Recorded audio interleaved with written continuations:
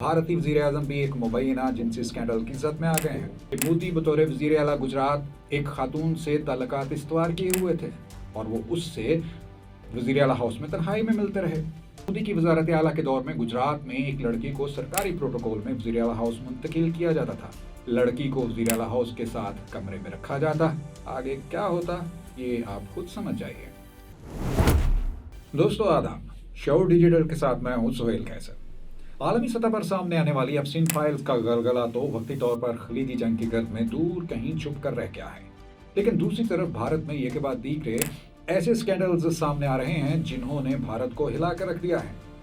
इन scandals की नोयत इतनी संगीन है कि जंग के तस्करे भी इसकी शिद्दत को कम नहीं कर पा रहे। अभी तो भारतीय रियासत महाराष्ट्र के शहर नासिक से सामने आने वाला अशोक खरात का मामला ही चल रहा है, जिस पर हमने अपने गुज़श्ता वीलाग में बहुत तफसील के साथ गुफ्तगू की कि अब खुद भारतीय वज़ीर आज़म भी एक मुबैना जिनसी स्कैंडल की जद में आ गए हैं। वो वज़ीर आज़म जो आज तक खुद को हिंदू मजहब के बहुत बड़े भगत के तौर पर पेश करते रहे, जो हमेशा समाजी कदरों की बेहतरी की बात करते सुनाई देते हैं, जो खुद को फकीर करार देते हैं।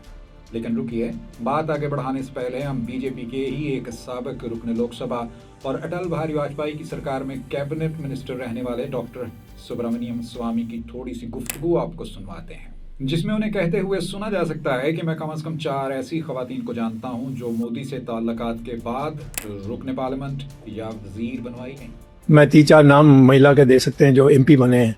वो जाकर सोना पड़ा उनको, उनके साथ, मोदी के साथ एक मिनिस्टर बने हैं। डॉक्टर सुब्रमण्यम के इस बयान के बाद तो जैसे पूरे भारत में भूचाल आ गया है, लेकिन बात यहीं तक महदूद नहीं रही। इस मुद्दे को लेकर बीजेपी और आरएसएस से करीबी ताल्लुकात रखने वाली भारत की मशहूर सहाफी मधुपुर का लंबा चौड़ा ट्वीट भी सामने आया है, जो आप इस वक्त स्क्रीन पर देख भी रहे हैं। इस खातून के बीजेपी से करीबी ताल्लुकात का अंदाजा आप इस बात से लगा सकते हैं कि इस खातून ने नरेंद्र मोदी की ऑटोबायोग्राफी मोदी नामा भी लिख रखी है। पूर्णिमा ने अपने ट्वीट में डॉक्टर सुब्रमण्यम के बयान को बुनियाद बनाते हुए लिखा है कि इसीलिए मैंने 2014 में मोदी के वजीर आजम बनने के साथ ही उनसे दूरी इख्तियार कर ली थी, क्योंकि मुझे उनकी हरकतों का बखूबी अंदाजा हो चुका था। पूर्णिमा लिखती हैं कि जिन खवातीन अरकान के नाम अब सामने आ रहे हैं, उनका चर्चा तो बहुत पहले अंदरूनी हलकों में शुरू हो चुका था। इस खातून ने तो यहाँ तक लिख दिया है कि जब मोदी गुजरात के वजीर आला थे तो तब भारत के मौजूदा वजीर खारजा जयशंकर उनके लिए स्पेशल सर्विसेज फराहम किया करते थे, और जब जयशंकर को मिनिस्टर बनाया गया तो ये चर्चा होती रही कि ये स्पेशल खिदमात का फल दिया गया है। जब मशहूर अदाकारा स्मृति ईरानी को वजीर बनाया गया तो उसके बारे में भी ऐसी ही बातें सामने आई थी। पूर्णिमा अपने ट्वीट में लिखती हैं कि उसे मुतअद्दिद दीगर ऐसे लोगों ने भी मोदी के घनौने कामों के बारे में बताया जो वो खुफिया तौर पर अंजाम देते थे। ये कहानियां सुनकर मुझे मोदी से इतनी नफरत हो गई कि मैंने हर उस जगह जाना छोड़ दिया जहां मोदी की मौजूदगी मुमकिन हो सकती थी। अंदाजा लगाइए कि पूर्णिमा ने यहां तक करार दिया है कि मोदी CIA का एजेंट है, जिसे भारत को तोड़ने का टास्क दिया गया है, और मोदी अपनी गलत हरकतों की वजह से अब ब्लैकमेल हो रहे हैं। अपने ट्वीट के आखिर में पूर्णिमा लिखती हैं कि मैं बहुत जल्द इस बात के सबूत फराहम करूंगी कि मोदी अपने वजीर आजम बनने के पहले दिन से ही किस तरह CIA के हाथों ब्लैकमेल हो रहे हैं। अंदाजा लगाइए कि क्या सूरत हाल पैदा हो चुकी है भारत में। दोस्तों, ये बातें तो अब दोबारा से खुलकर सामने आ रही हैं, वरना तो कपिल मिश्रा ने 2015 में दिल्ली असेंबली में अपने खिताब में कहा था कि मोदी बतौर वजीर आला गुजरात एक खातून से ताल्लुकात इस्तवार किए हुए थे और वो उससे वजीर आला हाउस में तन्हाई में मिलते रहे। उनका कहना है कि मोदी की वजारत आला के दौर में गुजरात में एक लड़की को सरकारी प्रोटोकॉल में वजीर आला हाउस मुंतकिल किया जाता था। लड़की को वजीर आला हाउस के साथ कमरे में रखा जाता। आगे क्या होता ये आप खुद समझ जाइए। आपको शायद याद ना हो कि भारतीय अपोजिशन के रहनुमाओं के मुताबिक 10 साल कबल मोदी और अमित शाह से मुतालिक काबिल एतराज वीडियोस सुप्रीम कोर्ट में भी पेश की गई, लेकिन गुज़श्ता 10 वर्षों से ये केस ताअत्तुल का शिकार है, क्योंकि मोदी सरकार ने अदालतों को भी अपने काबू में कर रखा है। अब ये केस ताअत्तुल का शिकार क्यों है तो खुद ही समझ लीजिए कि हुकूमत की ताकत का जादू सर चढ़कर बोल रहा है।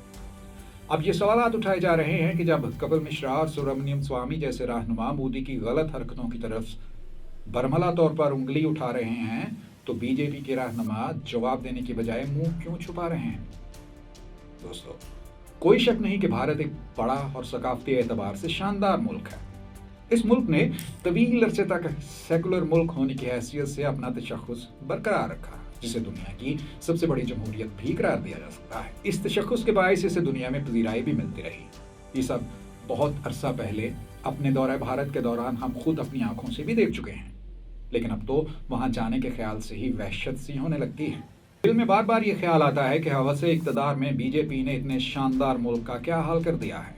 शायद भारत का ये हाल होना ही था कि जहां सालों से वज़ीर-ए-आज़म की गद्दी पर मौजूद शख्स के किरदार का ये आलम हो, तो वहां नीचे वाले तो पूरा बाग लूटने के ही दरपे रहते होंगे। और इसकी बहुत सारी मिसालें एक के बाद दीगरे सामने आ भी रही हैं। ज्यादा दुख इसलिए भी होता है कि ऐसे लोग मजहब का लबादा ओढ़कर अपने ही अवाम को बेवकूफ बनाते हैं। आप देख लीजिए कि भारत को हिंदू राष्ट्र बनाने के नाम पर सियासत करने वाले इन लोगों का अपना किरदार कैसा है। हाँ, एक बात और हम वाज़ेह कर देना चाहते हैं कि इसका मकसद हरगिज किसी मुल्क को बुरा कहना या किसी की किरदार कुशी करना नहीं है, लेकिन घिन सिर्फ उन लोगों से आती है जो दूसरों के मजहबी जज्बात से खेलते हैं, और जब उनकी शख्सियत के बुत टूटते हैं तो बेशुमार दिल भी टूट जाते हैं। अफसोस की बात तो ये है, और ये मामला सिर्फ उन्हीं लोगों के लिए नहीं है कि जो सरहद के उस पार इस तरह की हरकत करते हैं, बल्कि सरहद के इस पार भी इक़्तिदार के लिए जो लोग भी मजहबी कार्ड इस्तेमाल करते हैं, यकीनन उनके लिए भी कुछ ज़्यादा मोहब्बत नहीं पाई जाती। लेकिन होता यह है कि जब सियासी मफादात हासिल करने के लिए लोगों के मजहबी जज्बात से खेला जाता है, तो वो भी इस दाम में फंस जाते हैं, अपने दिमाग से काम लेना बंद कर देते हैं। ये अच्छा हो कि अगर किसी के भी जाल में फंसने से पहले या किसी के भी शहर में जकड़े जाने से पहले हम खुद अपने दिमाग से काम ले लें, जहालत को थोड़ा सा परे कर लें, बंद दिमाग की खिड़कियों को खोल लें, तो शायद इस तरह के हालात का कोई सद्भाव हो सके।